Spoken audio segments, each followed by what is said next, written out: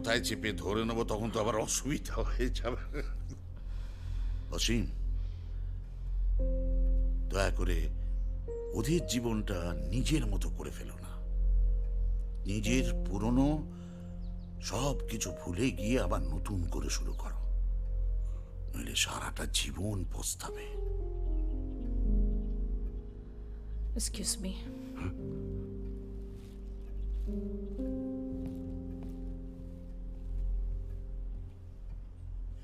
সেদিন পালিয়ে না গিয়ে যদি সবকিছু আমায় এসে খুলে বলতে না,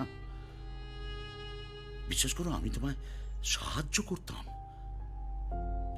আরে আমি তোমাদের দুজনকে বুঝি,